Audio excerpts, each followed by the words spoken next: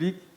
Alors avant de commencer le conseil municipal, je tiens à faire une intervention pour mesdames et messieurs les élus de l'opposition. Donc si vous êtes dans l'opposition, c'est bien par la volonté des Villabéens. Mais lorsque vous diffusez sans cesse des mensonges en tant que maire de Villabé, parce que là c'est Karl Dira, la diffusion est faite sur YouTube, sur Internet, donc là je m'adresse à tous les Villabéens. Donc c'est Karl Dira, le maire de la commune, qui est garant de la vérité, de la sincérité des actes que nous votons en conseil municipal. Je me dois une nouvelle fois de rétablir la vérité publiquement.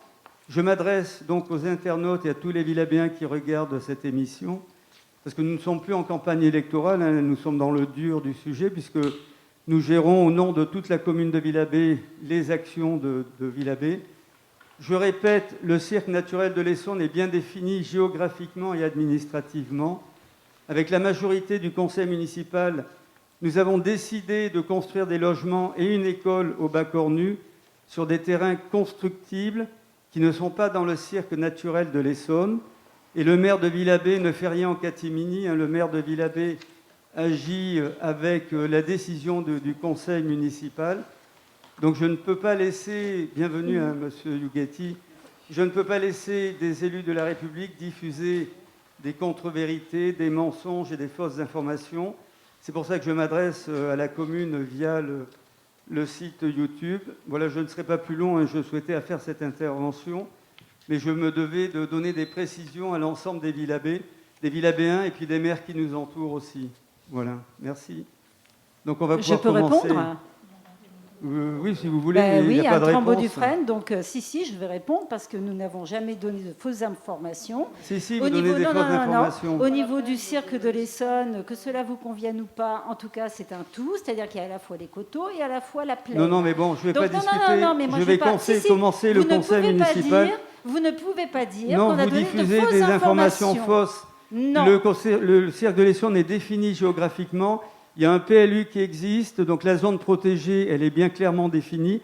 Elle ne se trouve pas dans les Coudras, donc vous pouvez dire tout ce que vous voulez. On n'est pas en campagne électorale, on est ici ce soir en conseil municipal. Je ne suis pas en campagne électorale, je suis aussi au conseil municipal et je vous redis que les coteaux font partie du cirque de l'Essonne. C'est pour ça que j'ai pris la parole pour le dire. Et que je ne diffuse pas de mensonges. Et si effectivement je diffuse des mensonges, portez plainte, monsieur le maire, et nous nous expliquerons au niveau du tribunal. C'est des contre-vérités. Donc je vais commencer le conseil municipal du 24 septembre. Et je vais commencer par faire l'appel. Donc, M. Fabrice Rouzic, Mme Isabelle Wirth, elle devait nous rejoindre, donc on va attendre. Patrick Assaïm, Nadia Liaoui, Robert Nieto, Pascal Huvier, Laurent Silvera, Marie-Guéan Sidorco, Céline Onestas, Kimou Akiepi, Valérie Cellier. Il y a un pouvoir, non? Pas de... Denis Guyot. Présent. Nicole Wagemecker a donné pouvoir à Arlette Pin. Franck Pied, absent. Pascal Guillon, absente. Valentin Salès, présent. Marguerite Dos Santos, pouvoir à Fabrice Rouzic, Thierry Gaillochon, présent. Martine Chauchard, présent. Awashria Aziz, pouvoir à Karl Dira, Arlette Pin, présent. Jean-Claude Develay, présent. Marie-Bande Martin, présent. Madame Anne Trembaud-Dufresne, présente. Jean-Luc Yughetti, Sébastien Antonio, présent. Monsieur Christian Berthaud, présent. Madame Otmani Najet, qui a donné pouvoir à Madame Anne Trembaud-Dufresne. Donc le quorum est atteint. Nous allons pouvoir commencer la séance et je vous propose de désigner un ou une secrétaire de séance, donc Patrick Assaïm, qui vote contre, qui s'abstient. Donc Patrick, c'est toi qui... Alors je l'ai désigné parce qu'il y a 1 an, il sortait de l'hôpital. Donc il avait été, après 3 mois, dans le coma. Donc je te salue, Patrick, d'être toujours parmi nous et toujours fidèle. Merci. Je vous épargne la lecture de l'ordre du jour, hein, vous l'avez tous lu. En revanche, je vous propose de retirer le point 6 qui concernait une convention avec le CIARS portant sur la restauration des fonctionnalités écologiques et la valorisation de la zone humide au niveau du chemin d'Ambreville, parce que le CIARS nous a transmis cette semaine de nouvelles informations. Alors, ils ont eu une remarque de la préfecture, mais a priori, on n'aurait normalement pas besoin d'établir une convention entre le CIARS et la commune, puisque le CIARS devrait prendre à sa charge la restauration de ces zones humides au niveau du financement, et il devrait prendre à sa charge la communication aussi vers les Vilabéens.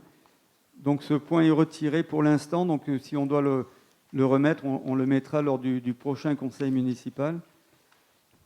Le point 14, donc nous venons juste de recevoir cet après-midi un projet de convention. Donc on avait mis au point 14 et on avait précisé sous réserve de réception de la convention. Donc vous l'avez dans les pochettes jaunes, donc c'est tout simplement soit nous le maintenons, soit nous le reportons au prochain conseil. On peut voter, c'est comme vous le voulez, puisque là vous n'avez pas eu le temps d'en prendre connaissance.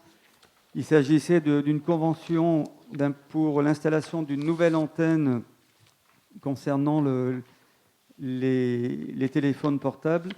Donc j'avais demandé à l'opérateur de nous expliquer pourquoi il ne pouvait pas se mettre, parce qu'il souhaite installer une nouvelle antenne chemin d'Ambreville, et je leur avais demandé des explications pour savoir pourquoi ils ne pouvaient pas se mettre, puisqu'il y a déjà une antenne sur place.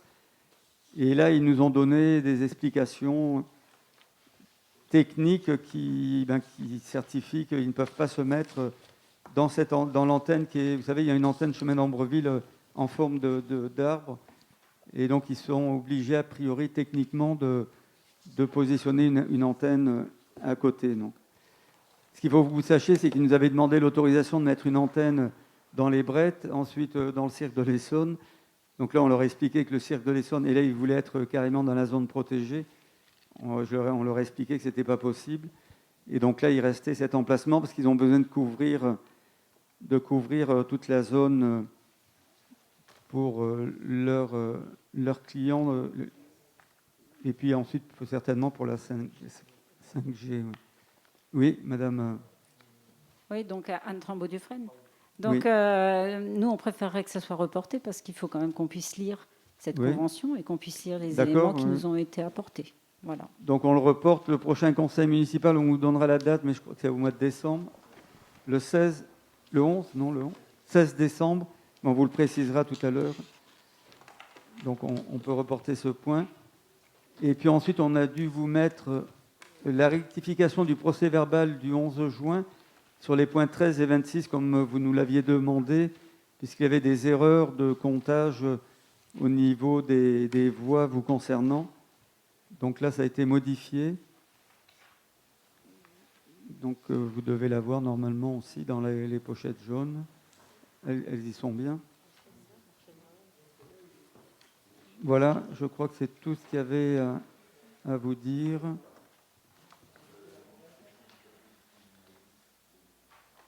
Et la modification du point numéro 10. Ah oui.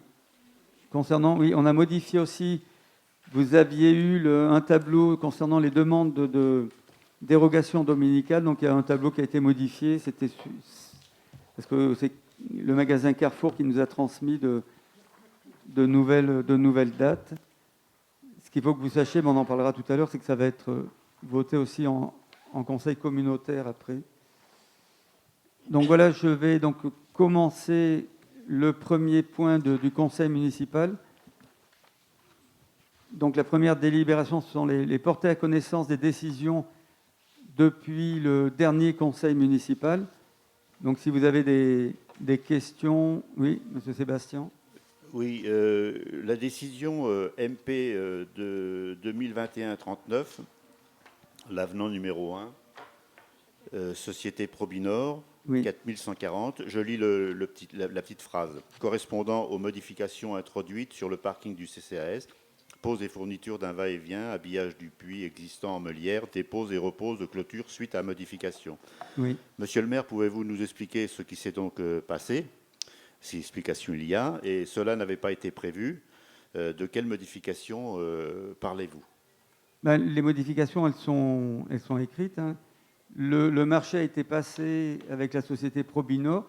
Il n'avait pas été prévu, puisque si vous avez été sur le parking, il y a un puits, hein, qui a été maintenu. Donc, dans le marché, il n'avait pas été prévu de l'habiller avec des meulières. Il était simplement prévu de laisser un puits sécurisé en béton. Ensuite, on a demandé, la société a réalisé un chemin piétonnier au niveau de la maison du centre de loisirs. Et il n'avait pas prévu, tout simplement, de mettre un va-et-vient pour l'éclairage du sentier. Ils avaient prévu un éclairage au niveau de la grange, mais il n'y avait pas d'interrupteur. Donc tout ça, ça a été une exigence pour pouvoir sécuriser le sentier pour les parents et les enfants. Donc voilà, et puis ensuite, c'est la clôture. Alors Robert Nieto, il peut peut-être apporter des précisions, mais qu'est-ce qu'on avait modifié? Repose de clôture suite à modification. La clôture, elle ne terminait pas parce que quand vous descendez sur le parking sur la gauche, il y a une clôture qui a été posée et il manquait encore un morceau de clôture. Donc, c'est pas tout à fait exact. Le bas que vous posez comme question, c'est sur le bas côté gauche. Donc, on a demandé à la société de le faire un peu plus en retrait parce qu'il n'était pas à la bonne place. Donc voilà, c'est pour ça que j'ai approuvé un avenant de 4 000 € pour toutes ces modifications. Monsieur Berthaud, une question? Prenez le micro parce que sinon on ne va pas vous entendre comme c'est diffusé pour les personnes qui ne peuvent pas assister. C'est vrai que c'est mieux avec un micro. Oui. La décision 2021-42 au sujet de la régie de recettes numéro 46, c'est l'agence postale. Pouvez-vous nous dire à quoi servait cette région? C'était une régie uniquement pour les Villabéens qui venaient faire des photocopies. Il y avait un photocopieur à une époque. D'accord. Et donc là, maintenant, ils viennent surtout en mairie, puisque là, il n'y a plus de photocopieur à l'agence postale, donc on a supprimé la recette. Ok. Est-ce qu'il y a d'autres remarques? Oui, une autre remarque concernant la décision MP 2021-46, marché public pour la création d'une tribune télescopique sur la base de 221 214 €. Qu'est-ce que c'est exactement une tribune télescopique? Est-ce que c'est bien pour la villa? Y a-t-il eu plusieurs devis avant cette attribution? Et comment s'est fait le choix de l'entreprise? Tournez la tête vers la gauche, vous avez le détail de la tribune. J'espère que vous allez le montrer aux Villabéens aussi. Oui, parce que si je tourne la tête vers la droite, je vais effectivement voir ça. Mais voilà, mais les Villabéens, donc, c'est derrière moi. Donc, puis on a mis des informations aussi, on va en mettre obligatoirement, ça sera affiché au niveau de la villa. Robert Nieto, s'il veut apporter des précisions, parce que s'il y a eu un appel d'offres, donc il n'y a pas eu plusieurs devis, mais... Non, il y a eu 4 entreprises qui ont répondu. Donc, ils nous ont fait part de leurs produits. Ils nous en ont envoyé au service technique pour qu'on puisse le valider. Donc, ce qui a été retenu, c'est ce que nous avons validé.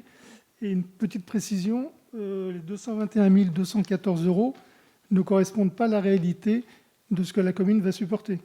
La commune va supporter 20% de ce montant. C'est parce qu'il y a des subventions. En fait, c'est parce qu'il y a des subventions. Tout à fait. Mais il va y avoir un coût de 20%. Pour la commune. Vous avez le détail sur les panneaux qui seront affichés à l'entrée de la commune au niveau de la villa. Donc les travaux ont commencé puisque l'entreprise est en train d'installer le dispositif, mais qui pourra fonctionner pour toute la saison culturelle et pour tous les spectacles. Nous ne serons plus obligés de monter des estrades en bois, d'installer des chaises. Donc cela va éviter les manutentions, les accidents, Et comme l'a dit Robert Nieto, vous avez le détail des subventions. La région a accordé 71 000 euros, 46 000 euros l'État, 30 000 euros le département. Et donc la commune réglera 36 000 euros. Donc je remercie tous les services parce qu'à chaque fois que nous demandons des subventions, mais il faut faire des dossiers importants, quoi. Ouais. Et normalement, on espère que la tribune pourra être installée avant le 1er octobre, mais là, les travaux sont en cours. Mais on vous invitera à venir voir le fonctionnement avant que les spectacles aient lieu dans la salle. Une autre question? Oui. Un petit complément, en fait, c'est passé en commission d'appel d'offres? Oui, Ou le montant n'était pas suffisant pour que ça passe en commission d'appel d'offres? Moi, je fais des commissions. C'est Parce une procédure. qu'on n'a pas souvenir, en fait, de... Non, mais les commissions d'appel d'offres sont réunies au-delà d'un certain montant. Là, on est bien d'accord, oui. C'est une procédure adaptée, mais j'ai lancé un appel d'offres. J'ai quand même fait un appel d'offres pour mettre en concurrence des entreprises. Mais je n'ai pas convoqué la commission d'appel d'offres, puisqu'on est en dessous des montants. Oui, c'est bien ce qui me semblait. Donc, ce n'est pas passé en commission. En fait, on n'en a pas discuté en commission. Parce qu'on aurait pu avoir un bug, mais en fait, pas du tout. Mais il y a quand même eu une commission qui s'est réunie. Il y a quand même eu un appel d'offres avec des analyses. Voilà, il y a eu des analyses des entreprises qui ont répondu. Je veux dire, on n'a pas attribué le marché uniquement sur la présentation d'un devis. Comme 90% des achats que nous faisons, ce sont des procédures adaptées, donc avec des mises en concurrence. Mais la commission d'appel d'offres, on l'a réunie pour l'école, par exemple, puisque là, on dépassait les montants. Voilà. Est-ce qu'il y a d'autres questions pour le... Oui, une autre question concernant donc la décision 2021-47, attribution au marché public pour la fourniture de produits d'hygiène et d'entretien 1 an, renouvelable 3 fois minimum 10 000 euros. 10 000 euros hors taxe, maximum 50 000. La question est identique sur les modalités d'attribution. Y a-t-il eu plusieurs devis et quels ont été les éléments? Oui.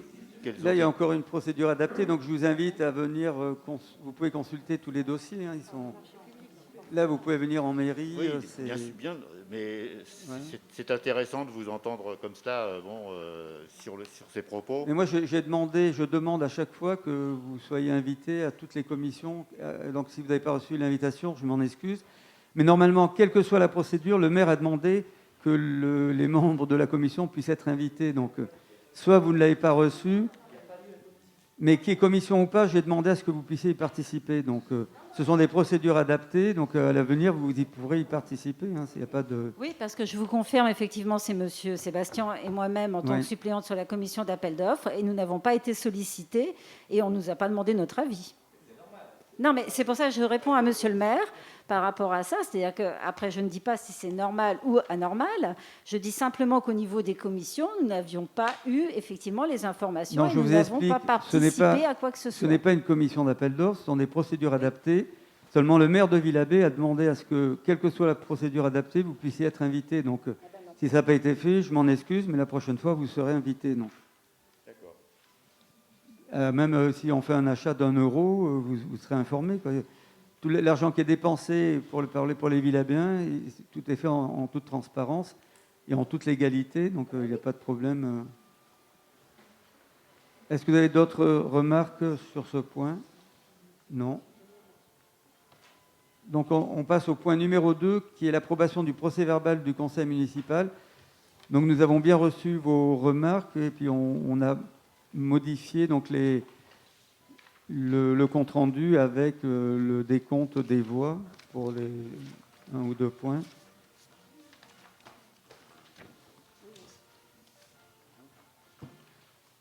Donc là, j'ai une précision à vous donner, c'est que les conditions d'adoption des délibérations du conseil municipal sont respectivement fixées par le CGCT. De quoi ? Les conditions d'adoption des délibérations du conseil municipal sont respectivement fixées par le CGCT. Les délibérations sont prises à la majorité des suffrages exprimés, c'est-à-dire que seuls entrent en ligne de compte les votes pour et contre. Les abstentions, lorsqu'il y en a, ne sont pas prises en considération. Dès lors, une délibération est acquise à l'unanimité si tous les conseillers qui se sont exprimés sont favorables à son adoption. L'abstention n'est pas considérée comme un suffrage exprimé. Donc si vous vous abstenez, par exemple, la délibération est adoptée à l'unanimité, mais il faut effectivement décompter exactement le nombre d'abstentions dans chaque délibération. Donc c'est pour ça que nous avons modifié le point au tableau le point 10 concernant ce point. Allez-y. Oui, donc je suis très au clair par rapport à ça. C'est-à-dire qu'en fait, lorsqu'on a demandé les modifications, c'était pour que apparaisse le fait que nous étions abstenus lors de ces deux votes-là. Ce n'était pas effectivement pour une modification du terme unanimité ou majorité. C'était vraiment par rapport à ça, puisque logiquement, on fait apparaître le positionnement de chaque personne. Et d'ailleurs, on devrait peut-être même le faire... on ne devait pas le faire par nom aussi ? Nomination ? Au niveau du code des collectivités territoriales ? D'accord, parce que je crois qu'il y a ça aussi. Donc, mais c'est pour ça que je vous dis... Donc, c'est ce que nous avons modifié, mais là, c'était une précision que je vous apportais. Tout à fait, mais c'est pour ça que je vous dis, ça, il n'y a pas de souci, on le sait. Si vous vous abstenez, la délibération est quand même adoptée à l'unanimité. Donc voilà, s'il n'y a pas d'autres remarques concernant ce procès-verbal, donc qui vote contre, qui s'abstient, donc il est adopté à l'unanimité. Merci. Donc nous passons au point 3. Là, je vais laisser la parole à Fabrice Rosic concernant les indemnités horaires pour les travaux supplémentaires. Merci. Bonsoir. Donc la délibération sur le RIFSEP de la ville de Villabé prévoit que le régime indemnitaire peut être cumulé avec les heures supplémentaires et les astreintes. La ville ne disposant pas de délibération précise avec la liste des emplois correspondants, il est demandé au conseil municipal de se prononcer sur la mise en place des heures supplémentaires avec un effet rétroactif au 1er janvier 2021. Est-ce que vous avez des questions ? Oui. Madame Tremblay-Dufresne. Donc, page 3, il est indiqué « Considérant que la compensation des heures supplémentaires doit préférentiellement être réalisée sous la forme d'un repos compensateur, à défaut, elle donne lieu à une indemnisation. Pouvez-vous nous confirmer qu'il appartient bien à l'agent de choisir le mode de compensation, c'est-à-dire soit une indemnisation, soit une récupération ? Et de plus, pouvez-vous nous indiquer quel fut l'avis des représentants du personnel lors du CT du 14 septembre ? Oui, alors pour votre première question concernant l'avis, bien sûr, c'est le personnel qui choisit. D'accord. On lui propose. Ce qui a été décidé ou retenu en conseil, c'était bien ce qui est écrit ici. Oui, parce que c'est passé en ça a été CT, approuvé. donc ça a été adopté à l'unanimité aussi. Voilà, ça a été approuvé. Okay. Une petite précision peut-être qui peut vous intéresser, c'est qu'au budget primitif, il est prévu un poste d'environ 35 000 € pour ces indemnités horaires supplémentaires. Donc il y a surtout des heures supplémentaires au moment des périodes hivernales, hein, lorsqu'ils salent les routes la nuit, lorsqu'il y a des festivités aussi au mois de juin. Donc, est-ce que vous avez d'autres remarques ou questions ? Donc je vais procéder au vote. Qui vote contre ? Qui s'abstient ? Donc c'est adopté à l'unanimité, merci. Donc Fabrice va poursuivre avec le point 4. Oui, il s'agit de la modification du tableau des effectifs de la commune. Donc il convient de fixer l'effectif des emplois à temps complet et non complet nécessaires au fonctionnement des services. Donc nous avons des postes à créer au tableau des effectifs, un poste de rédacteur à temps complet, un poste de gardien brigadier à temps complet, un poste d'assistant socio-éducatif. Alors le poste de rédacteur à temps complet concerne un poste administratif, une personne qui nous vient de Grand Paris Sud. Et le poste de gardien brigadier, bien sûr, il s'agit de la police municipale. Et le poste d'assistant socio-éducatif concerne un recrutement au centre communal d'action sociale. Et en conséquence, il y a des postes à supprimer du tableau des effectifs, un poste de rédacteur principal deuxième classe à temps complet, un poste de brigadier chef principal à temps complet, un poste d'attaché principal à temps non complet. Donc vous avez le changement au niveau de la police municipale et le remplacement de la responsable du service des ressources humaines. Est-ce que vous avez des questions ? Juste une petite remarque, en fait, là c'est une régularisation par rapport au Tout à 4e fait. poste de la police municipale. Ce sont des remplacements. D'accord. Un Donc, départ prévu. Puisqu'il est déjà arrivé, le monsieur. Voilà, c'est ça. D'accord. Et la deuxième précision, le poste d'assistant socio-éducatif, c'est quelle spécialité? Alors, c'est une AS, c'est une assistante sociale, c'est un EduxP, c'est... Ben, là, nous sommes en plein recrutement, Ouais. donc il y a plusieurs personnes qui ont postulé, Oui. dont une assistante sociale. D'accord. Donc là, mais c'est pour ça qu'on prévoit ce poste, mais il ne sera peut-être pas honoré si la personne n'est pas assistante sociale. On vous proposera la suppression lors d'un prochain conseil municipal. Tout dépendra du niveau qui sera retenu pour... Voilà, nous sommes en phase de recrutement. Il y a une fiche de poste de publier. On a reçu des CV. Il y a des échanges et des entretiens en cours et la personne n'est pas encore désignée.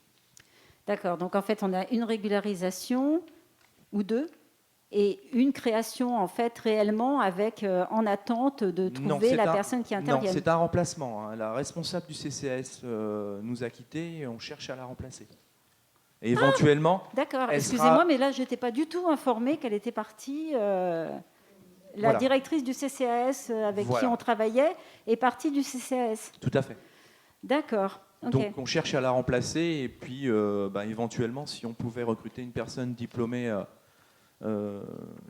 au niveau assistante sociale, ce serait préférable. Ah oui, parce que du coup, je me disais, c'est peut-être un autre poste qui est créé au niveau du CCAS avec un travailleur. Non, ce n'est pas un poste supplémentaire. Donc, c'est pas Là, un ce poste sont des supplémentaire. remplacements. Oui, d'accord, ok, je comprends mieux. Très bien. On peut procéder au vote. Oui. Donc, qui vote contre? Qui s'abstient? Donc, c'est adopté à l'unanimité. Merci.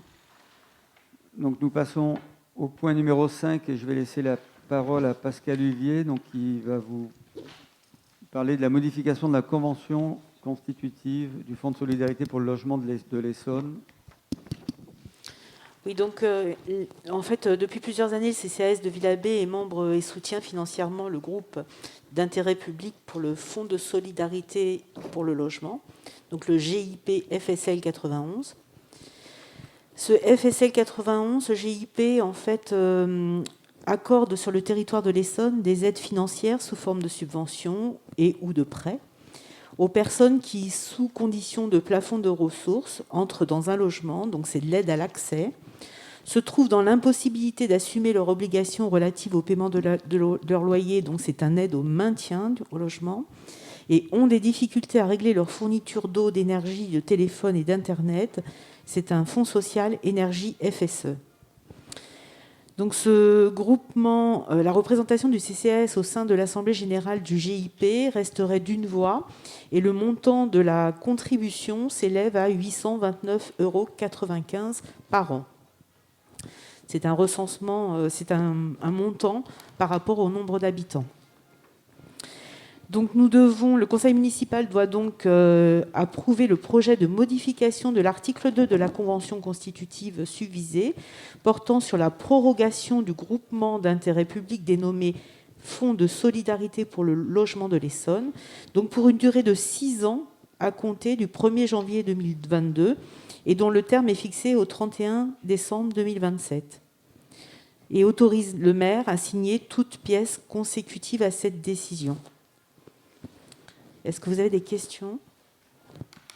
Juste une remarque par rapport à la durée en fait de 6 ans. Oui. Donc c'est par rapport aux élections départementales en fait que ça a été mis sur 6 ans à compter de maintenant. C'est une modification des statuts du FSL. Je ne sais pas parce que du coup ça fait sur une autre mandature au niveau de la mairie, mais avec c'est pour ça que je me demandais si c'était en lien avec le conseil départemental, parce qu'ils sont quand même très acteurs dans Ouais, ben, il vaut mieux que ce dans soit le FSL. Hein. en coordination, quoi, en Oui. accord avec la durée du conseil départemental. D'accord, donc c'est ça. Ça explique effectivement, parce que je me disais au niveau de la durée. Oui, Du coup, avant c'était 3 voilà. ans. Ouais. Ok. Vous n'avez pas d'autres questions, pas d'autres remarques? Donc on peut Qui vote procéder au vote. contre? Qui s'abstient? Donc c'est adopté à l'unanimité, je vous en remercie. Donc le point numéro 6, je vous ai expliqué que nous l'avons retiré. On le remettra éventuellement si le CERS nous apporte d'autres précisions, mais a priori, comme je vous ai expliqué, ils vont prendre à leur charge en revanche, je peux vous donner des explications si vous avez des questions. Oui. Oui, si vous pouviez nous éclairer, parce que lorsque nous avons lu les documents, donc il y a 3 parcelles, dont une qui appartient à Inalpa, et il y a marqué qu'effectivement les demandes de rachat n'ont pas été fructueuses. Et du coup, je me disais, qu'est-ce qui fait que ça a bloqué, vu que cette parcelle, elle est quand même bien intégrée, enfin bien incluse, si on peut dire, entre les deux autres. Qu'est-ce qui fait que, quel axe on peut avoir et quel levier on peut avoir pour que cette parcelle revienne aussi au domaine communal? C'est un petit peu tout ça au niveau de la réflexion que nous avions, si vous pouvez nous éclairer. Ben là, concrètement, on a déjà réussi à obtenir la parcelle 445 et 443 pour 1 euro symbolique, puisque ça a été vendu à l'époque par l'ancien propriétaire à la commune, et les personnes qui étaient à votre place ont voté contre, parce que je n'ai pas compris pourquoi, mais la commune a pu récupérer ces terrains pour 1 euro symbolique. La parcelle 444 qui appartient à INAPA, on n'a pas vraiment entamé de démarche pour la récupérer dans l'immédiat. En revanche, dans l'immédiat, on essaie, comme vous avez pu le voir, sur le chemin d'Ambreville, nous allons bloquer les entrées à partir du 5 octobre des accès aux parcelles, aux jardins qui sont squattés depuis des années, depuis plusieurs générations même, parce qu'il se passe des choses illicites dans cet endroit. Donc on va interdire l'entrée des véhicules, ça c'est la première étape. La deuxième étape, on va procéder à l'évacuation de plusieurs tonnes de gravats, de déchets. Donc là, ça va avoir un coût. Donc là, il va falloir qu'on prévoie un budget parce que ça c'est la commune qui va s'en charger. Et ensuite, le CIARS va financer la totalité des travaux de reconquête des zones humides, comme nous sommes en train de faire dans le cirque naturel de l'Essonne, la zone qui est protégée. Du côté de Robinson, si vous y avez été, le Grand Paris Sud a évacué 900 tonnes de déchets. Donc je ne sais pas si vous imaginez, 900 tonnes qui ont été triées entre l'amiante, le cuivre, les pneumatiques.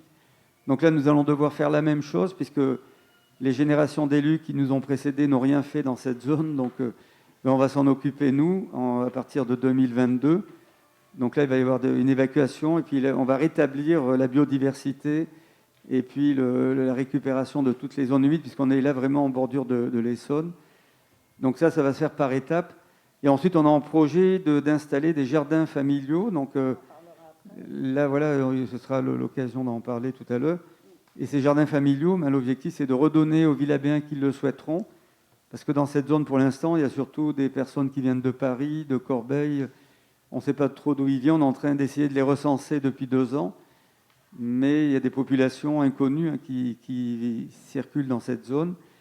Donc voilà, mais tout ça, ça a été enclenché. On va essayer de demander de l'aide aussi au niveau de la région, des aides, des subventions, parce que c'est un travail colossal de rétablir. En revanche, on retire ce point de l'ordre du jour, puisque la convention n'a peut-être plus lieu d'être entre le CERS et nous. Donc là, on vous le précisera lors du prochain conseil municipal. Donc je passe directement au point 7. Je vais laisser la parole à Laurent Silvera. À toi, Laurent, si tu veux prendre la parole. Merci, monsieur le maire. Donc, lors du conseil municipal du 11 juin dernier, il a été approuvé une garantie d'emprunt du bailleur Erilia à hauteur de 40% pour la commune pour le projet de 155 logements sur l'île de la Papeterie d'Arblay. En raison d'un changement de numéro de convention entre Erilia et CDC, qui rend caduque la précédente, il est donc demandé au conseil municipal d'approuver la nouvelle convention de réservation au titre de la garantie d'emprunt et d'autoriser le maire à la signer. tous les autres termes de la convention n'ont pas changé. Il s'agit d'un changement de numéro, tout simplement. Oui. Oui, nous pensons avoir une intervention là qui concerne donc ce dossier. En parlant de ces constructions, donc lors du conseil municipal du 12 juin 2020, nous avions questionné concernant la dépollution du site, et vous nous aviez répondu la mairie contrôlera. Ça, c'est le premier point. De plus, vous vous étiez engagé à fournir la confirmation par l'architecte du non-danger de la pollution couverte. Nous n'avons jamais eu de suite. Peut-être qu'un jour, nous aurons une réponse à cette demande, à cette question. Une autre remarque qui concerne donc les 12 logements réservés à Ville-l'Abbé. 8 sont des logements T1 et T2 pour célibataires ou couples, 4 pour des familles T3, T4, T5. Or, en 2020, il y avait 216 demandes de logements sociaux, dont 73 pour les T1 et T2, ce qui représente 33,8%, et 131 pour les T3, T4, T5, T6, soit 66,2%. Donc, Monsieur le maire, pouvez-vous nous expliquer, au regard de ces chiffres, pourquoi il y a eu plus de réservations de T1 et T2 que de logements plus grands? Merci. Donc, concernant la pollution, nous allons solliciter encore Aérillien. Je charge Robert Nieto de le faire une nouvelle fois. Mais à l'heure où nous parlons, il n'y a pas de danger immédiat, puisqu'il nous l'aurait signalé, ça aurait été relevé, puisque le chantier est contrôlé en permanence. Hein. Il y a des services qui viennent régulièrement contrôler non seulement les ouvriers, mais le chantier en lui-même lorsqu'ils ont fait les fondations. Donc, Denis Guyot va sur le chantier toutes les semaines. Donc, s'il y a des précisions à apporter ou concernant la pollution, à ma connaissance, on n'a pas été saisi de...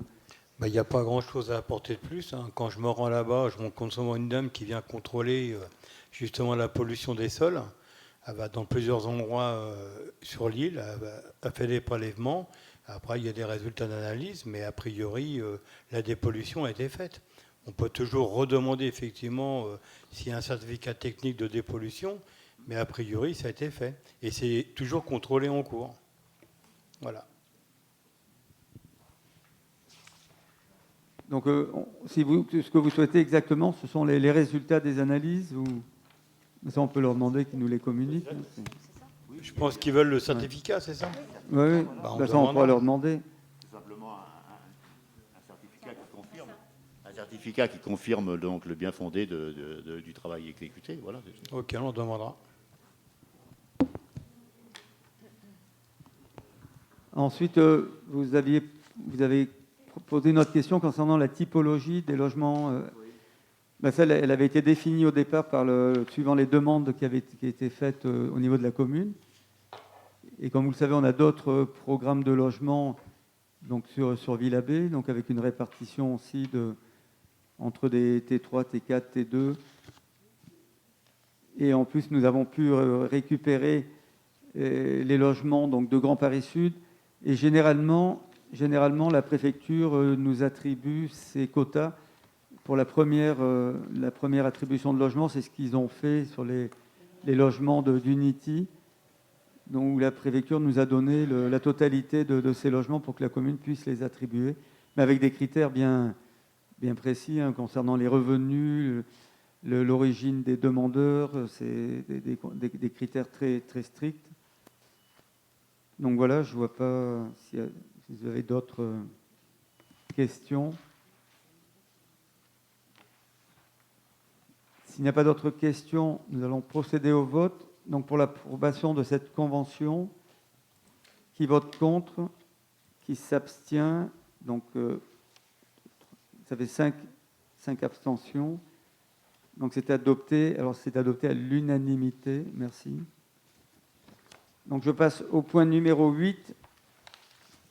Donc là, il vous est proposé, donc c'est de donner un avis concernant l'enquête publique sur la demande d'autorisation environnementale présentée par la société Claude France. Donc il s'agit si vous avez lu le dossier, de l'implantation d'un data center. Donc on vous a communiqué aussi les coordonnées sur Internet, parce que le dossier est conséquent, donc je crois plus de 200 ou 300 pages. Ce qu'il faut savoir, c'est que la municipalité actuelle de Lys et la municipalité précédente avaient accordé donc, l'installation de ce data center au niveau de la plaine à Migné, qui se trouve derrière le parc d'activités Léonard de Vinci, à Lys. Alors, si les deux municipalités, parce que j'ai interrogé le maire actuel, et on en a discuté aussi lors de la dernière conférence des maires, puisque ça impacte tout Grand Paris Sud, hein, l'installation d'un data center. Lorsque, là je suis actuellement en train de vous parler, c'est enregistré, ça passe par YouTube, et bien toutes les vidéos passent obligatoirement par un data center. Les médecins qui font de la vidéo pour la médecine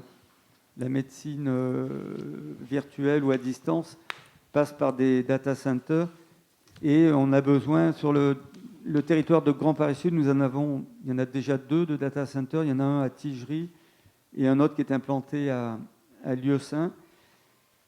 Alors effectivement, le bâtiment, c'est un bâtiment qui est grand, qui va être construit sur une durée de 10 années. C'est-à-dire que lorsqu'ils auront l'autorisation, une fois que la construction va commencer, elle va s'étaler sur une dizaine d'années. Le data center fonctionnera 24 heures sur 24, 7 jours sur 7, avec une équipe de 90 agents. Donc, ça va créer une centaine d'emplois sur la commune de Lys. Alors, ils ont répondu, parce qu'il y a la MRAE qui a posé des questions, et il y a eu des réponses apportées concernant la préservation des milieux agricoles, de la biodiversité, du paysage, la maîtrise de la consommation d'énergie, la prise en compte des risques de pollution des milieux souterrains. Donc voilà, c'est un projet qui est important et qui apporte aussi, sur le plan technologique, c'est une avancée considérable, puisque ça permet le fonctionnement de nos ordinateurs à domicile, surtout pour toutes les personnes qui font de plus en plus du télétravail. Il y a eu une enquête publique, donc elle se termine vendredi. Elle a commencé le 23 août 2021, où il y avait un commissaire enquêteur aussi qui se tenait à la disposition des personnes qui souhaitaient poser des questions. Et ça se terminait aujourd'hui, le 24 septembre, à 17h30.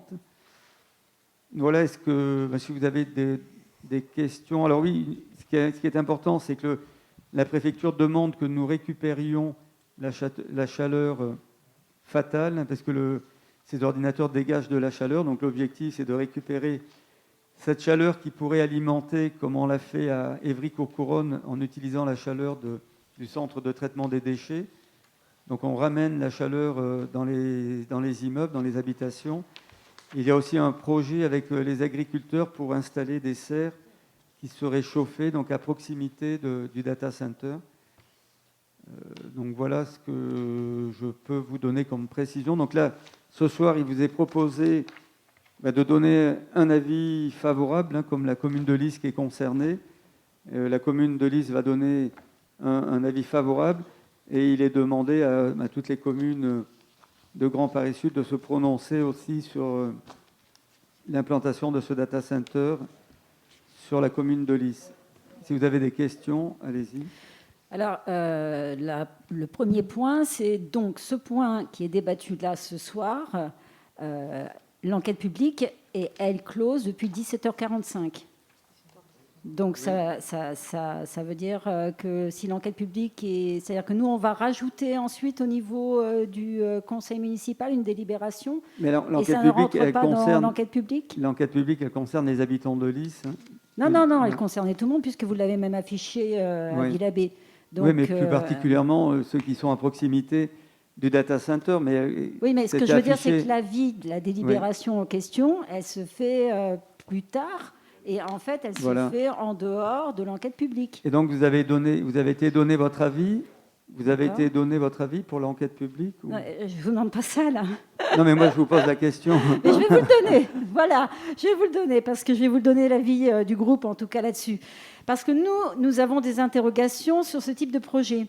Donc, nous savons que ces 13,7 hectares sont dans une zone d'aménagement concerté, c'est-à-dire une ZAC. Mais la notion de zéro artificialisation nette, Grand Paris Sud et les communes de Villabé et de Lys, ils la connaissent. parce qu'il nous semble que l'intérêt économique, surtout les profits attendus par cette opération, fasse oublier les belles paroles sur la conservation des espaces verts et de la biodiversité. Ce site présente une sensibilité écologique, car il touche des bois désignés comme espaces naturels sensibles et inscrits comme espaces boisés classés. Il se situe dans une zone de mares et de mouillères. Des espèces protégées devront être capturées et déplacées. Ce type d'installation est énergivore, consommation importante de fuel, d'électricité, mais aussi d'eau, sans parler des risques de pollution. C'est le second projet, alors là, ça va être le troisième projet du coup, parce que moi, Tigerie, je ne l'avais pas, mais c'est le second projet dans l'Essonne, puisqu'il y en a aussi un autre sur Orsay. Et combien d'autres dans les départements franciliens ? Il serait temps de s'interroger sur les impacts environnementaux. Et ce type d'installation ne peut-il pas se faire sur des friches industrielles ? Donc, en l'état, nous ne pouvons pas émettre un avis favorable à ce projet. Très bien, donc nous allons passer au vote. Qui vote contre ? Donc, 4 ou 5 ? Monsieur Huguetti, vous ? Non, c'est parce que je ne voyais pas comme... Je suis désolé. Donc, il y a 5 votes. Non, qui est-ce qui a un pouvoir ? Donc, il y a 4. Donc, c'est adopté à la majorité, cette fois-ci. Oui, est-ce que quelqu'un s'abstient, pardon, monsieur Huguetti ? Donc, c'est adopté à la majorité. Merci. Donc, le point suivant est le point numéro 9 qui concerne une procédure qui prescrit la désaffectation d'un ancien chemin piétonnier, donc qui relie la place des Cèdres à la rue de Bretagne. Alors, ce point, ça a été une demande des riverains de ce chemin piétonnier. Alors, est-ce que... Ouais, voilà, vous l'avez à l'écran.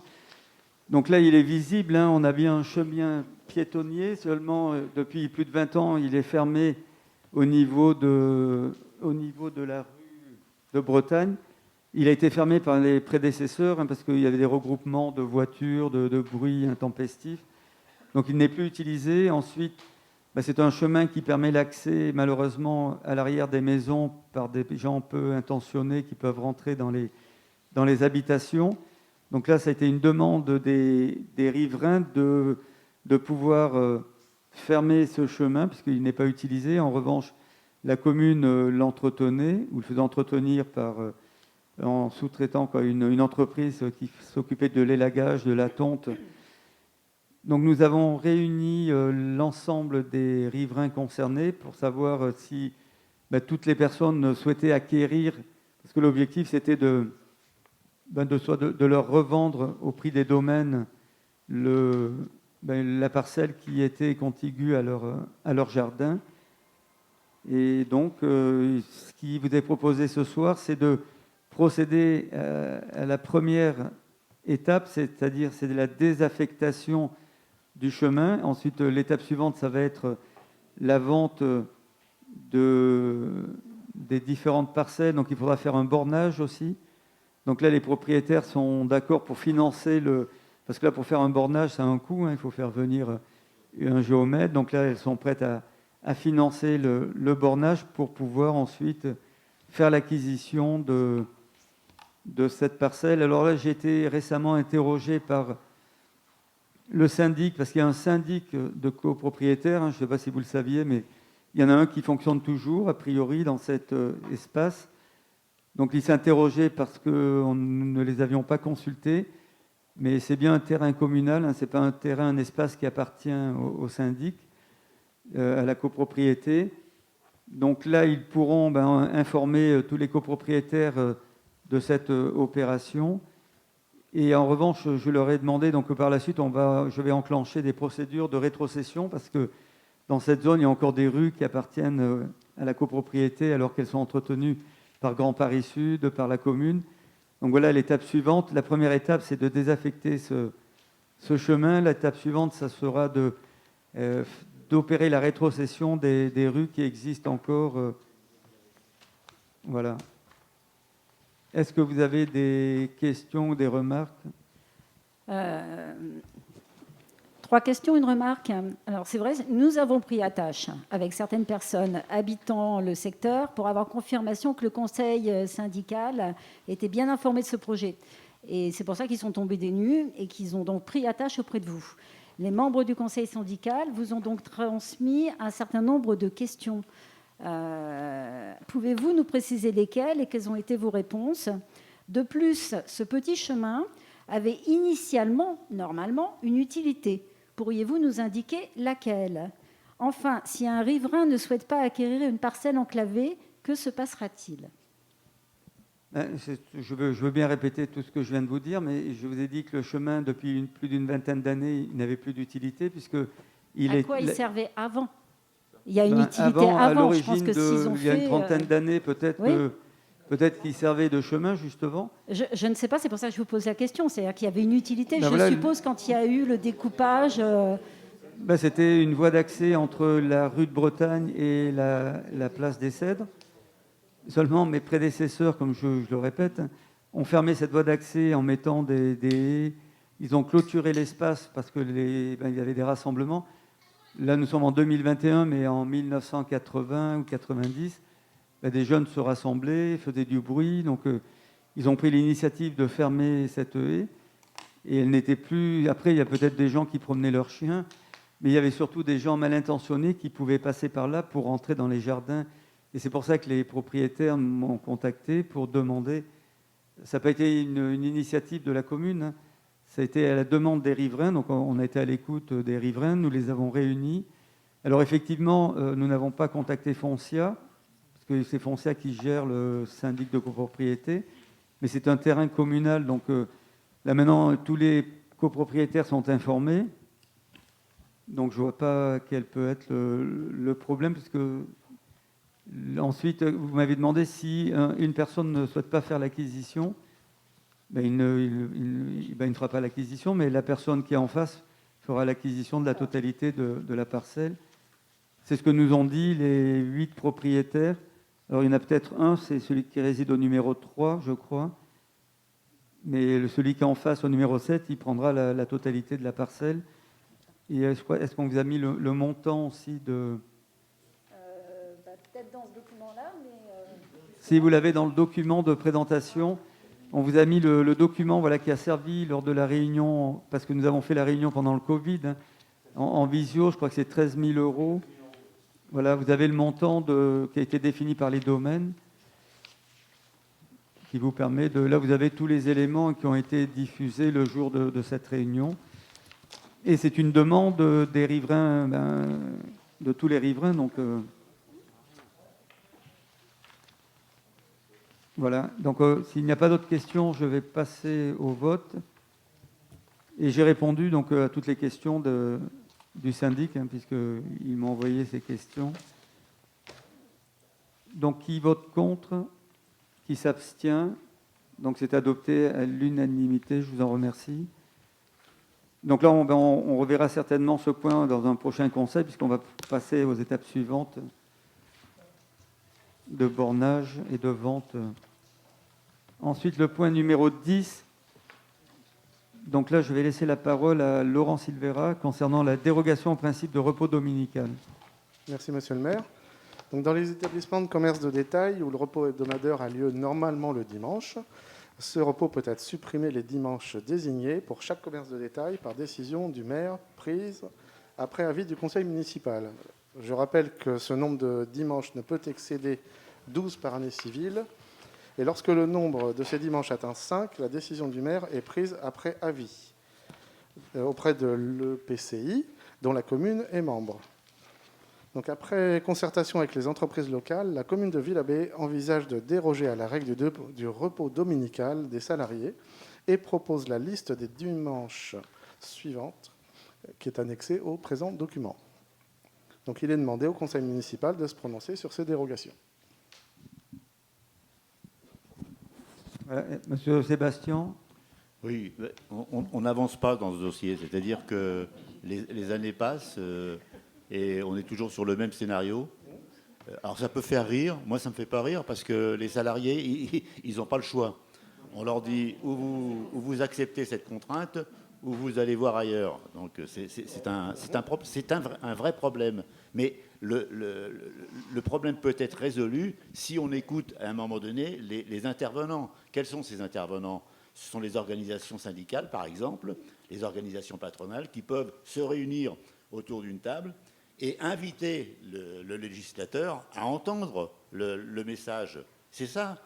On n'est pas obtus, on n'est pas des gens qui disons non pour non, mais on n'a pas avancé sur ce dossier. Ça fait environ 35 à 40 ans que ce dossier existe et il n'est pas à l'ordre du jour à la Chambre des députés. C'est un vrai scandale. Voilà. Je tenais à le dire. Et à partir de là, je ne peux pas, moi, sur ma valeur ancienne d'être un syndicaliste au plus près des gens avec qui je travaillais, je ne peux pas donc donner un avis aussi facilement favorable à quelque chose que on pourrait résoudre autrement. Voilà. J'apprécie votre intervention parce que vous l'avez dépoussiéré par rapport à l'année dernière, puisque vous avez élevé le débat au niveau national, en disant que c'est au législateur de trancher. Là, on est au niveau communal, donc nous, on nous interroge sur les dimanches. Les différents magasins nous ont soumis ces dimanches. On évolue dans le cadre de la législation et on les accorde.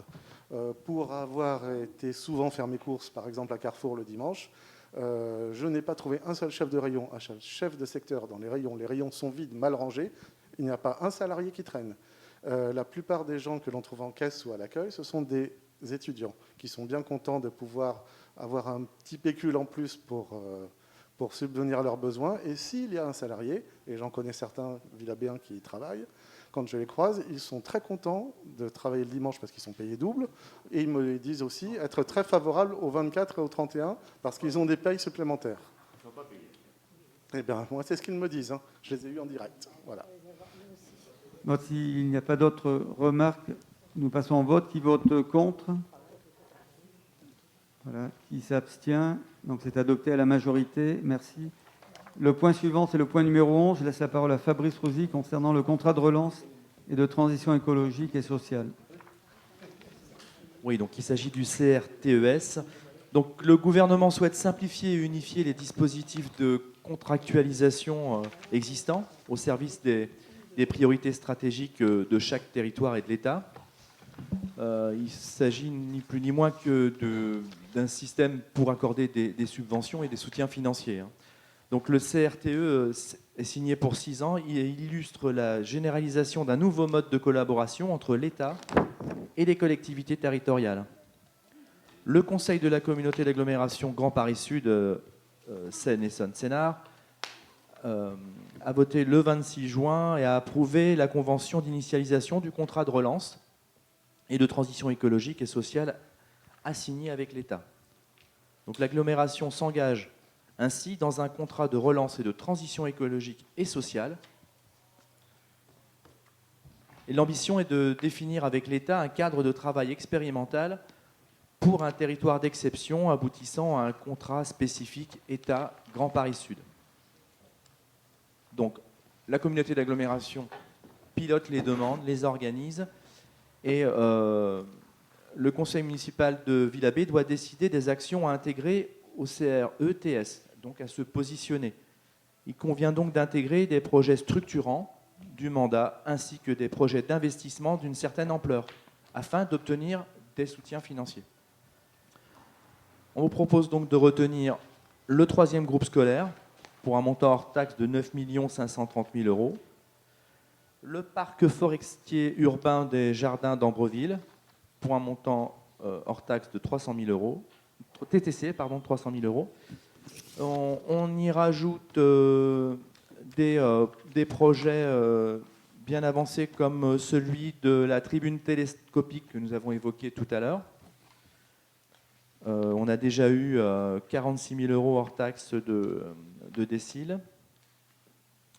Et enfin, on vous propose de rajouter, dans le cadre de la décile, cette fois-ci 2022, la prochaine, les opérations de rénovation des menuiseries, enfin toutes les huisseries du groupe scolaire Ariane, pour un montant hors taxe de 256 480 €, et du centre de loisirs pour 94 480 € hors taxe. Il est donc demandé au conseil municipal de se prononcer favorablement sur l'intégration de ces opérations dans le CRTES communautaire. Avez-vous des questions, Madame Trembaud-Dufresne? Une remarque, si nous avons bien lu tous les documents qui viennent du Conseil de Grand Paris Sud, c'est-à-dire puisqu'ils nous envoient à tous effectivement les délibérations et les projets de convention, le Conseil de la communauté d'agglomération de Grand Paris Sud a approuvé donc le 29 juin 2021 les termes de la convention d'initialisation du contrat de relance et de transition économique et sociale. Dans son préambule, il est indiqué, je cite, « Les actions engagées sont respectueuses de l'environnement en limitant notamment fortement le recours au foncier et en respectant les équilibres en ressources et en biodiversité. Êtes-vous sûr que le lieu d'implantation envisagé du 3e groupe scolaire respecte ce critère ?» Pour la majorité en place, oui. Oui. Oui, on en est certain. Eh ben, c'est là où on ne peut pas être d'accord, parce que c'est, pour nous en tout cas... Tout à fait, j'ai bien entendu. Oui, pour nous, ça ne respecte pas. Vous restez dans l'opposition, c'est votre droit. Tout à fait. Donc, et vous l'avez signifié. Et je le signifie, parce que c'est important aussi que les Villabéens l'entendent. Bien sûr. La minorité a le droit d'être entendue. On va passer au vote, si vous n'avez pas d'autres questions. Oui, s'il n'y a pas d'autres questions, qui vote contre? Qui s'abstient? Donc c'est adopté à l'unanimité. Je vous en remercie. Ensuite, le point numéro 12, ça concerne une enveloppe financière prévisionnelle pour les jardins familiaux d'Ambreville. Donc, j'ai commencé à vous expliquer tout à l'heure, puisque en retirant le point numéro 6 du CIRS, là, on rentre dans le dur du projet, c'est-à-dire la création sur la parcelle 445, là, c'est la récupération des zones humides par le CIRS. Et là, nous proposons sur la parcelle 443 de pouvoir y installer des jardins familiaux, donc qui seraient mis à la disposition en priorité des Villabéens à travers une association qui est spécialisée dans la gestion des jardins familiaux. Donc là, nous proposons la création d'une enveloppe budgétaire qui nous permettra de pouvoir essayer d'obtenir des aides, des subventions pour la réalisation de ces jardins familiaux, puisqu'il faudra aménager les parcelles. Là, on propose d'installer une trentaine de parcelles d'une centaine de 30 jardins de 100 mètres carrés, donc 2 jardins familiaux avec d'accessibles au PMR. Donc lorsque certains esprits chagrins parlent de bétonite sur Villabé, de respect de la biodiversité, là vous voyez, là on est dans le cœur du projet politique de la commune de Villabé, c'est d'ancrer Villabé aujourd'hui et demain et de créer ces racines rurales et agricoles en tirant parti de la proximité avec toutes les zones agricoles cultivées, les exploitants locaux aussi, de créer des synergies avec les projets départementaux, puisque le département, lui, protège toutes les brettes, toutes les rives de l'Essonne.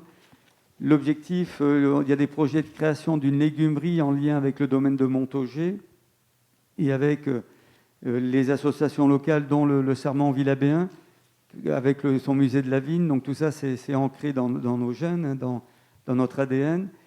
Nous souhaitons que nous puissions perpétuer toute la fabrication qui existait à Villabé du vin, et donc avec l'implantation de ces jardins familiaux, c'est de permettre aux Villabéens de perdurer la culture, même pourquoi pas vivrière, qui permettrait d'avoir des légumes à proximité de chez soi.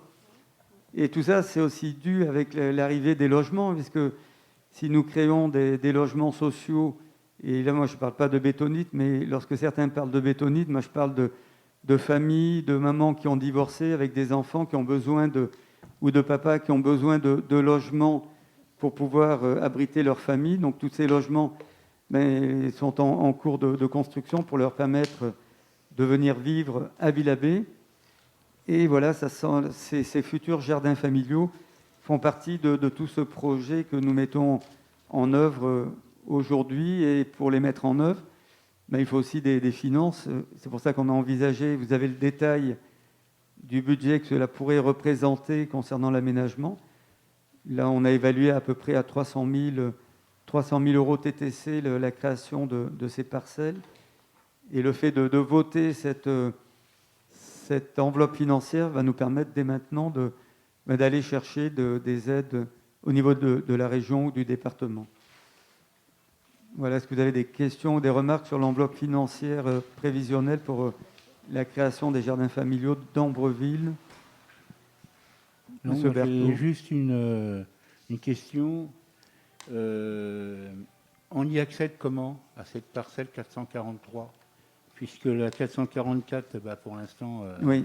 c'est pas à nous. Ben, vous avez l'entrée qui a été murée, parce qu'à l'époque, rappelez-vous, quand vous étiez au conseil municipal, on a...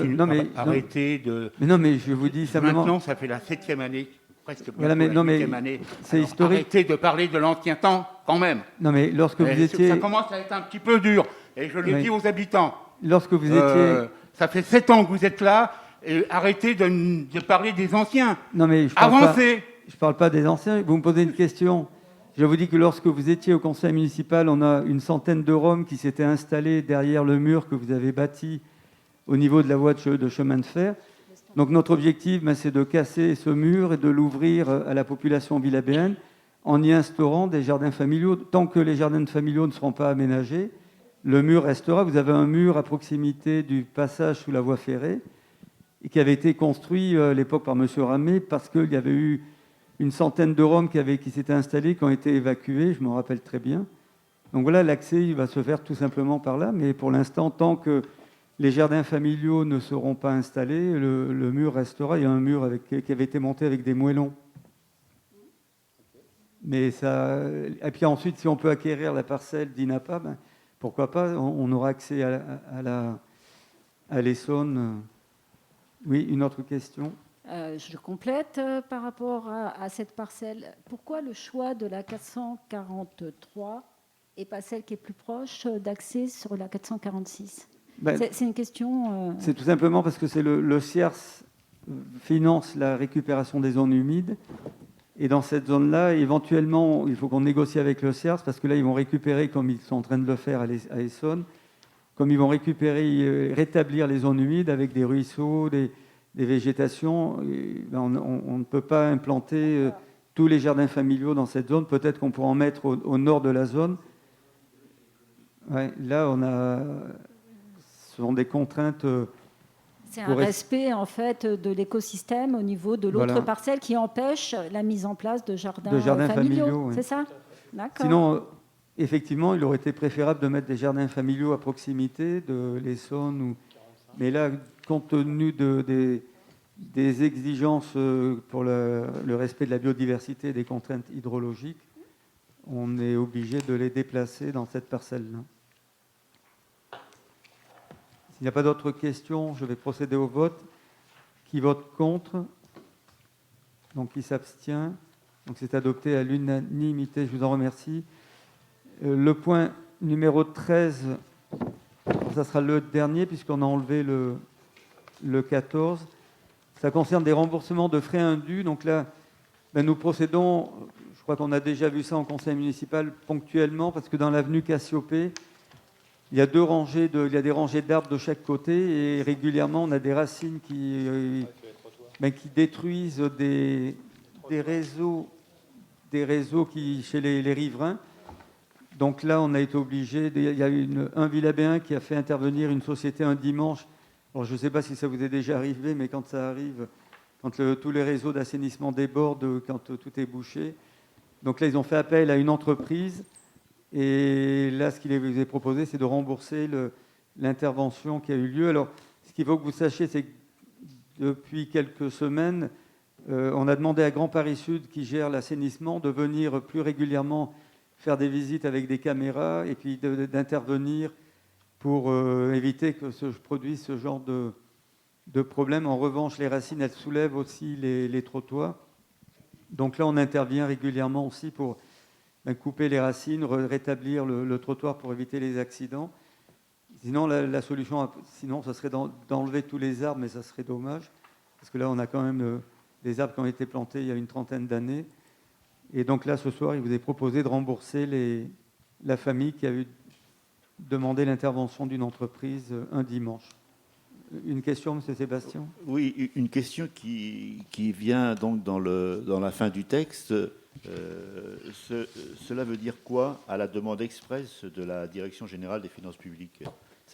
Parce que nous pensions que nous devions tout simplement rembourser au vu de la facture, puisque l'entreprise, la famille nous a présenté une facture d'une entreprise, mais le trésorier nous a demandé de procéder, de faire une délibération au conseil municipal. Oui, c'est ça. Les règles comptables exigent que ce soit délibéré, tout simplement, qu'il y ait une trace des échanges en conseil municipal. C'est tout simplement la législation qui l'exige pour couvrir le travail du comptable. Parce que Grand Paris Sud, dans cette affaire, il est compétent pour les réseaux, pour la canalisation. C'est quand même lui qui est un peu le maître d'ouvrage. Pour l'entretien, oui. Pour l'entretien, oui, mais pour les événements exceptionnels, pas forcément. Parce que en imaginant le pire, et on ne veut pas l'imaginer, chacun peut avoir à un moment donné son réseau obstrué par des racines et des choses comme ça. Ça peut se reproduire. Donc il y a des cas qui peuvent être couverts financièrement par la collectivité. Mais non, mais Quand la collectivité en est responsable. Grand Paris Sud gère le réseau, mais c'est la commune qui a planté les arbres. Et ce sont les racines des arbres qui percent le réseau. Donc ce n'est pas Grand Paris Sud qui est responsable de la plantation des arbres. C'est l'origine du désagrément qui fait que la collectivité, la commune de Villabé, doit régler les réparations. Voilà. Donc c'est vraiment du cas par cas et on vous le soumettra à chaque fois. Mais là, comme je vous l'ai dit, Grand Paris Sud maintenant va intervenir pour essayer d'éviter le...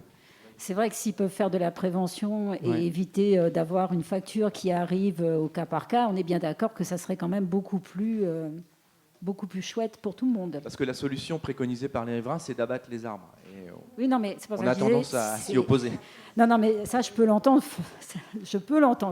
Mais c'est pour ça que je disais, s'il peut y avoir des axes de prévention à ce niveau-là pour éviter d'en arriver à, ça sera très bien, effectivement. Donc, si Grand Paris Sud va avec ses caméras et peut dire, là, il faut dégager telle racine, ben voilà, au moins, ça évitera qu'on ait des factures qui arrivent au niveau de la commune de Villabé. En fait, déjà, la commune de Villabé pratique l'anticipation, parce que lorsqu'elle réalise des travaux de rénovation, il lui arrive parfois de remplacer des arbres malades par des nouvelles essences au système racinaire différent. Donc on faisait peut-être moins attention à ça il y a 30-40 ans. On a quelques méconnaissances à ce sujet. Mais désormais, les essences, celles qui sont préconisées, ont un système racinaire vertical et non plus horizontal. Et ça évite des désagréments et des travaux de rénovation de trottoirs et de chaussées. On a progressé dans le domaine. Il y a également le matériau concerné, c'est-à-dire que les canalisations, à une certaine époque, étaient de fonte et maintenant sur des PVC. Quelquefois, des PVC à la limite d'une épaisseur respectable. Ça progresse dans le domaine. Voilà, merci. Voilà, donc s'il n'y a pas d'autres questions, je procède au vote. Qui vote contre? Qui s'abstient? Donc c'est adopté à l'unanimité, je vous en remercie. Nous pouvons passer aux questions orales. Donc j'ai reçu 23 questions du groupe, de votre groupe, et 2 questions du groupe Agir pour Villabé. Donc qui est-ce qui veut poser la première question?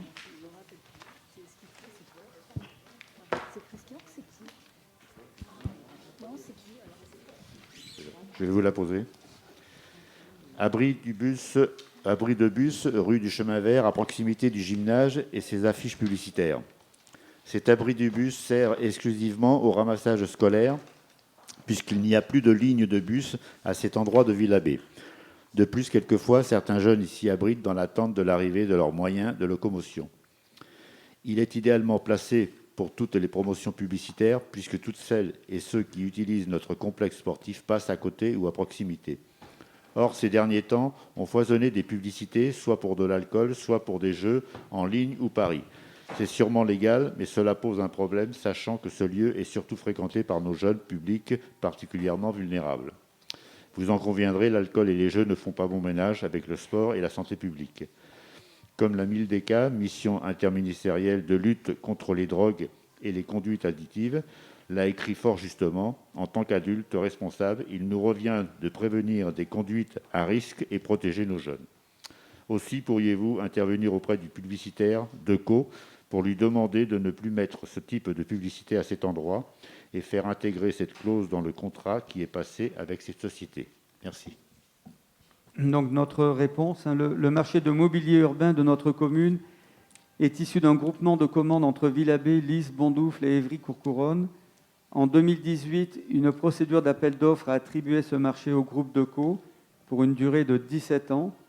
Le mobilier urbain entièrement financé par la publicité a donc été installé gratuitement sur nos 4 communes par le titulaire du marché. Le contrat comporte un article 3-6 qui prescrit, entre autres, vous pourrez le lire dans le détail, mais que l'exploitation publicitaire ne devra avoir aucun caractère politique, confessionnel ou contraire aux bonnes mœurs ou à l'ordre public. Les communes se réservent le droit de procéder au contrôle nécessaire à l'application de cette disposition. Ainsi, il ne nous appartient pas d'aller au-delà de la volonté du législateur en la matière. En outre, ce qu'il faut savoir, c'est que les influenceurs sur les réseaux sociaux sont beaucoup plus nocifs pour notre jeunesse que des publicités qui respectent le cadre législatif. Vous pouvez poser votre deuxième question. Donc, question à propos des déchets d'équipements électriques et électroniques. Monsieur le maire, parler d'environnement, c'est, vous en conviendrez, parler aussi des déchets. Comme vous le savez, les appareils électriques et électroniques usagés ne se jettent ni dans la poubelle d'ordures ménagères, ni dans les bacs jaunes. Il n'y a plus de passage de ce qui est nommé... il n'y a plus de ramassage, pardon, ça va mal là. Il n'y a plus de ramassage de ce qui est nommé DEE, déchets d'équipements électriques et électroniques.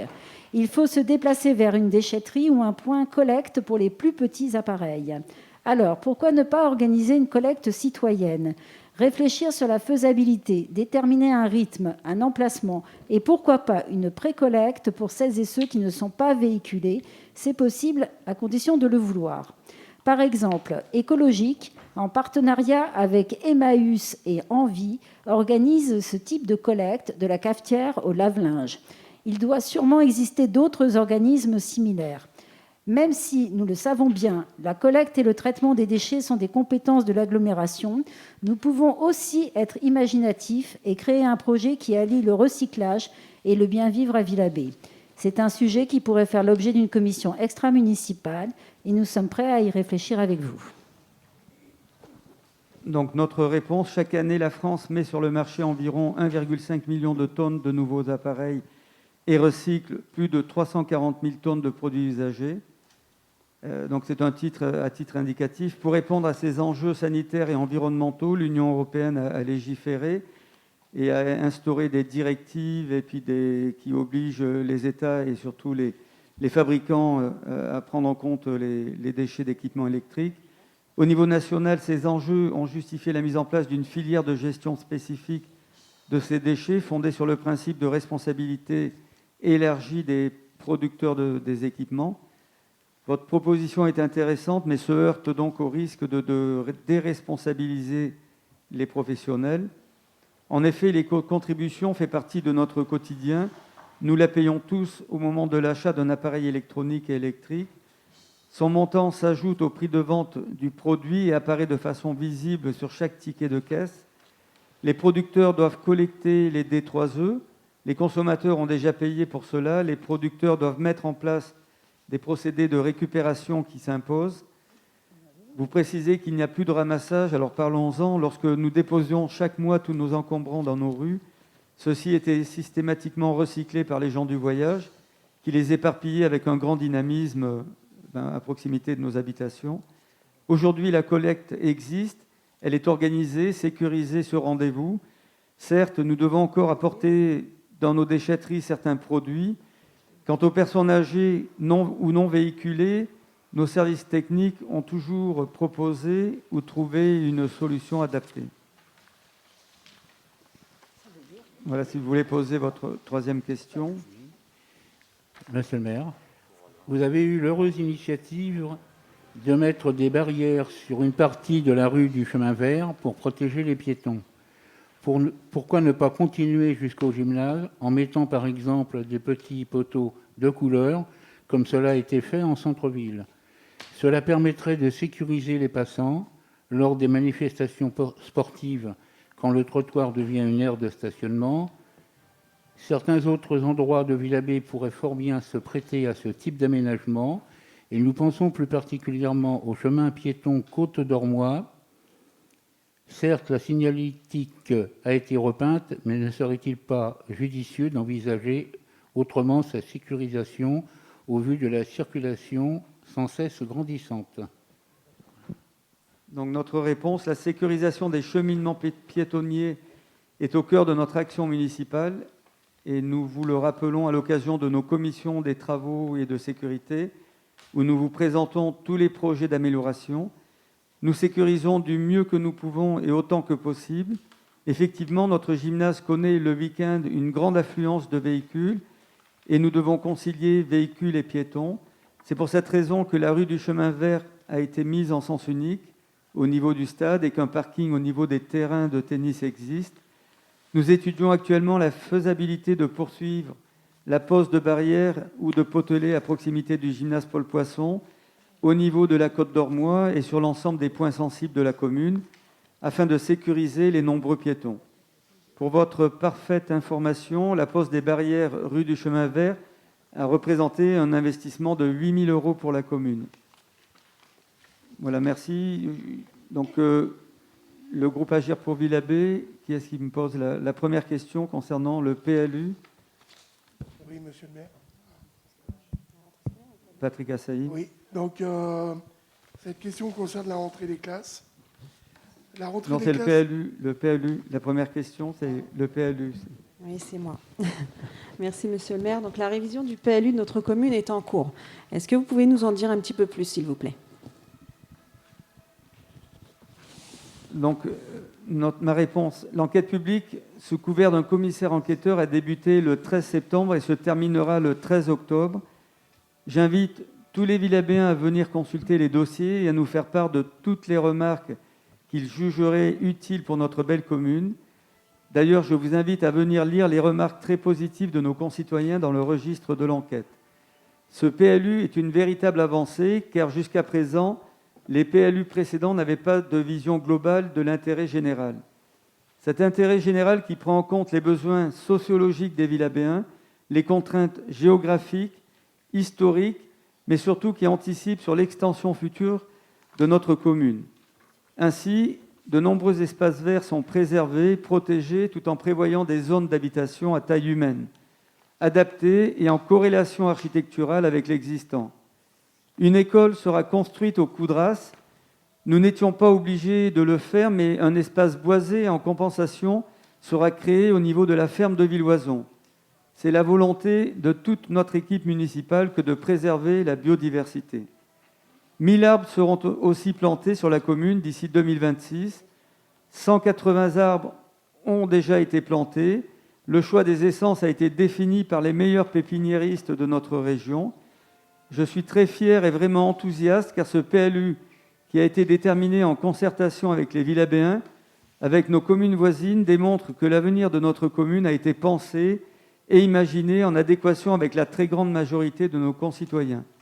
La véritable démocratie est bien autour de cette table, où chacun, issu de la volonté de nos concitoyens, a pu et peut s'exprimer au sujet de notre PLU.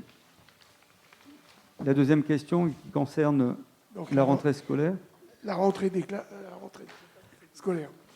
Donc la rentrée des classes vient d'avoir lieu.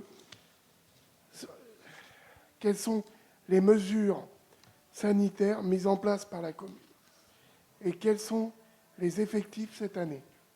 Merci de votre réponse. Donc une rentrée scolaire se prépare bien avant la fin de l'année scolaire précédente par une revue des besoins avec tous les enseignants et les directeurs d'école, puis par une programmation des travaux qui seront réalisés en régie par nos services techniques ou par des entreprises locales.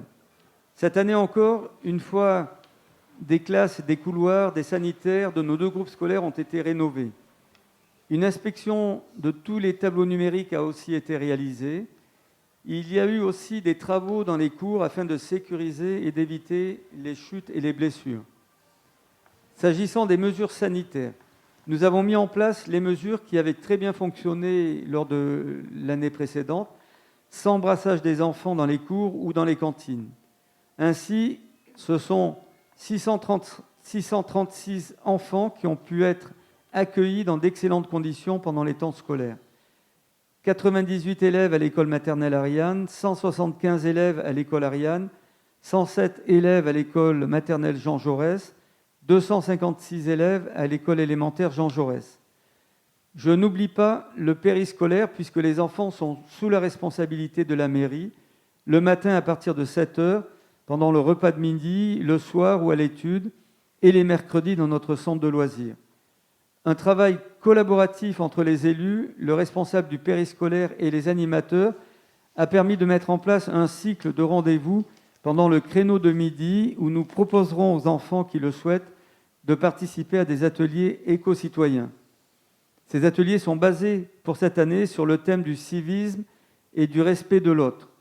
Je salue Madame Isabelle Wirth, Valérie Cellier, Valentin Salès, Denis Guyot, Martine Chauchard, Arlette Pin et tous les bénévoles du Conseil des sages qui se sont investis pour ce projet.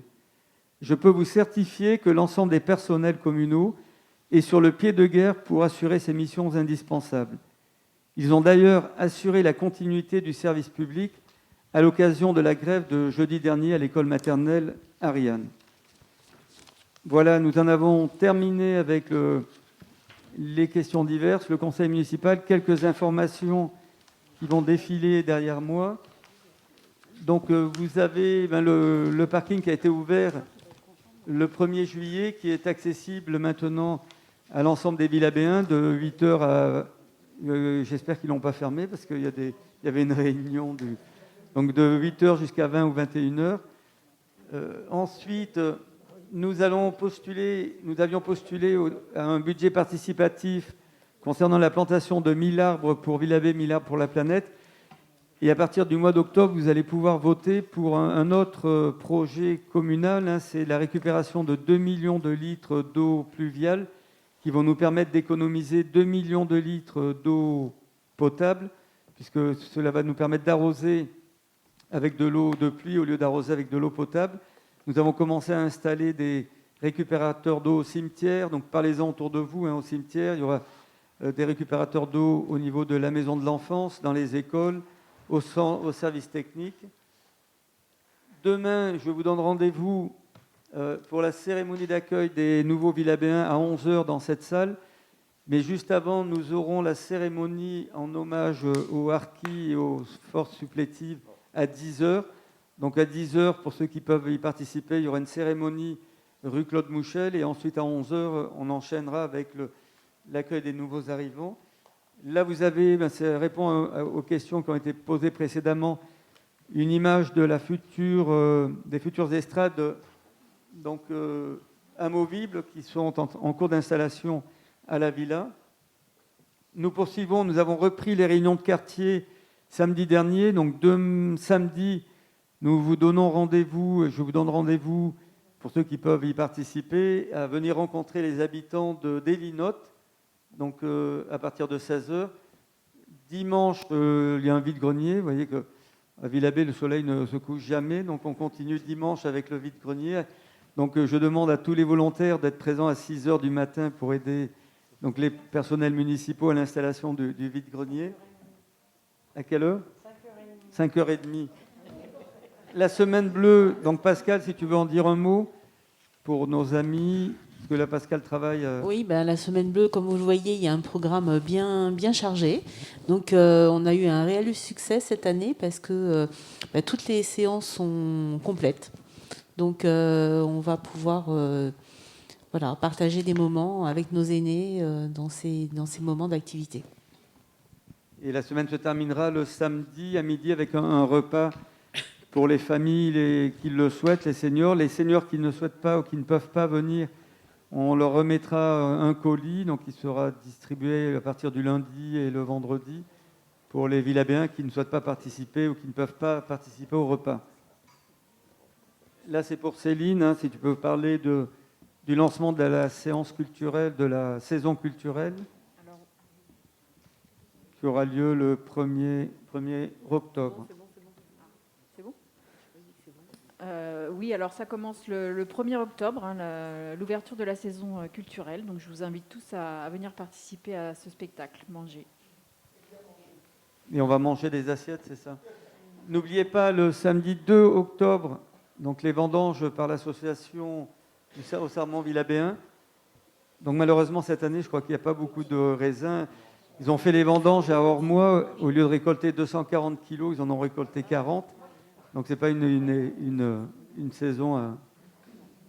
Et ensuite, vous venez, il faut venir avec vos sécateurs malgré tout. Et il y aura une dégustation du Piccolo, de Ratafia 2020, donc pour tous les participants. Donc pour ceux qui ne savent pas où se trouve le Sarment, c'est en face de l'église. Hein. Donc ils ont leur cave. Le 2 octobre, vous avez la journée de prévention et de sécurité routière qui est organisée au niveau de l'espace culturel, donc avec un atelier de prévention. Si Marie, tu veux en parler. Pas en espagnol, hein, parce que Marie, elle rentre d'Espagne. Là, mais... Donc ça aura lieu sur le parking de la villa. Oui, on t'entend. Oui, bonsoir à tous. Oui, je vous sollicite de venir parce qu'on peut tester nos véhicules et c'est très intéressant, puis sensibiliser les plus jeunes et tester tester notre conduite. Et je pense qu'on ne retirera pas le permis à ceux qui ne savent pas conduire. Alors, venez nombreux. Merci. Donc ça, c'est aussi le 2 octobre. Et je crois qu'il y a encore... Et le 6 octobre, donc, dans cette salle, il y aura une réunion publique d'information sur la future école. Donc, l'architecte sera présent, Grand Paris Sud qui assure la maîtrise d'ouvrage. Et on répondra à toutes les questions sur la future école.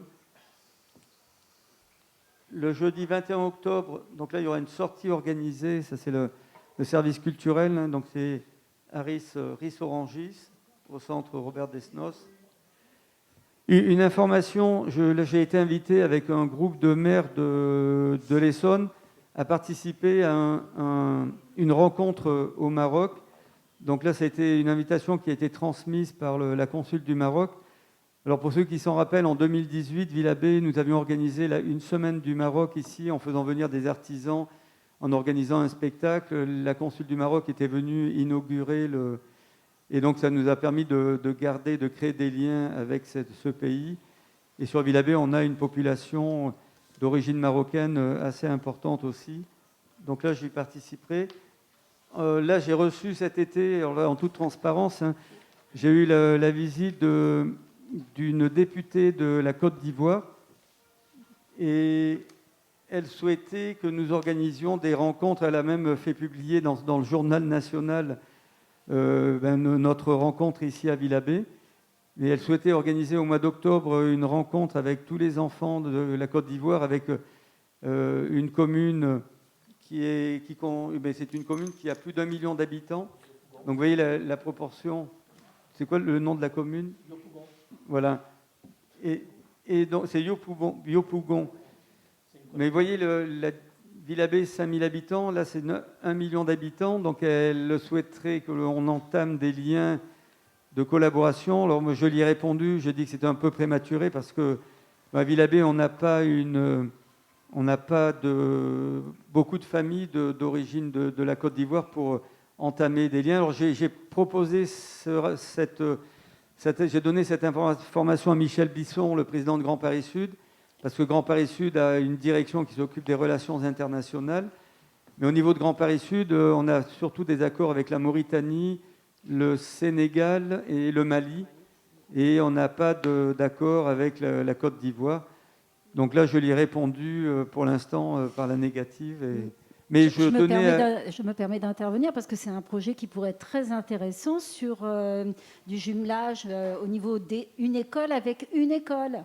Pas forcément, effectivement, avec toutes les écoles de cette ville qui est beaucoup plus grande que la nôtre, mais sur un groupe scolaire avec un groupe scolaire sur quelque chose de l'échange de culture, donc c'est toujours très riche, en fait. Oui. Voilà. Oui, mais on est d'accord. Maintenant, il faut que ce soit porté par soit une école, une association. Il faut arriver à créer des liens. Parce que ce n'est pas le maire qui va engager. Moi, je peux engager. Là, j'ai eu l'honneur d'être contacté. Et puis, au niveau de la Côte d'Ivoire, elle a porté ça au niveau national.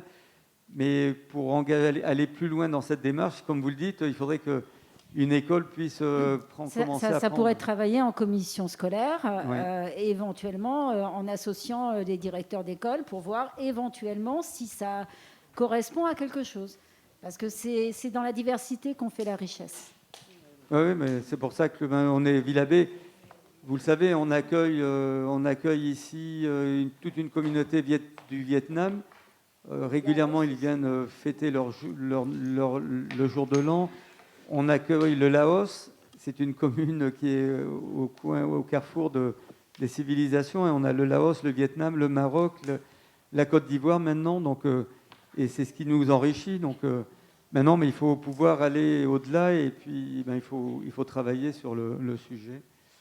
Voilà, je crois que c'était... Ah ben si, donc vous pouvez toujours nous suivre comme ce soir sur YouTube. Donc moi je salue tous les internautes, les Villabéens qui nous regardent ce soir. Je vous remercie à toutes et à tous.